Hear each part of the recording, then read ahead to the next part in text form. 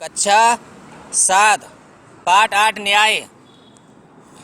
पाठ सार प्रस्तुत पाठ नाटक के माध्यम से यह बताने का प्रयास किया गया है कि व्यक्ति चाहे उच्च वर्ग का है या निम्न वर्ग का, न्याय सभी के लिए समान होता है।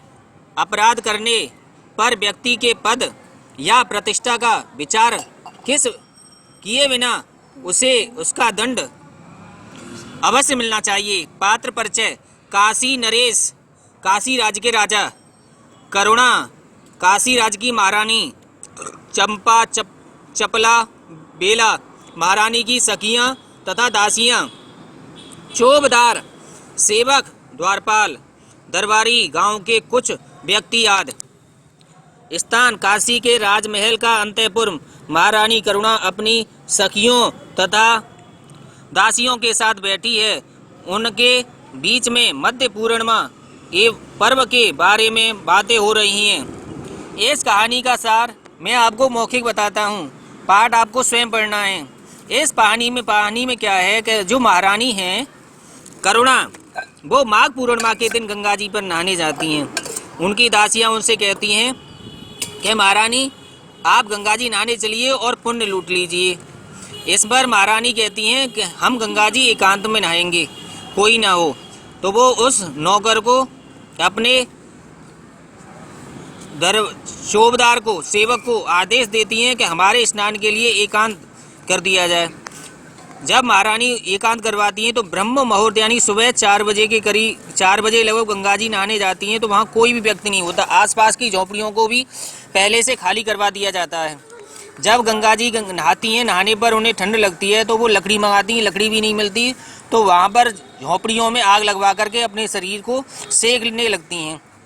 शरीर को सेकने के बाद जब वो वहाँ से आ जाती हैं तो प्रजा राजा से दरबार में न्याय मांगने आती है। जब न्याय मांगती है तो वो बताते हैं कि महाराज हमारी झोपड़ियों को जलवा दिया गया है। राजा के वैसे ये नहीं बताते कि वो महारानी हैं और हमारी झोपड़ियाँ बनवा दी हैं। तो बोले ये तो बताइए व्यक्ति है कौन, कि हम ये नहीं चाहते उस व्यक्ति को दंड मिले, हमारी तो झोपड़ियाँ बनवा दी जाएँ। आखिरकार राजा ने उनसे पूछा तो उन्होंने बताया ये जो जलाई गई हैं ये महारानी ने जलाई हैं हमारी झोपड़ियाँ। महारानी से सवाल जवाब तलब हुए तो महारानी ने कहा हाँ मैंने ही जलाई हैं। जलाने पर महारानी को दंड दिया गया।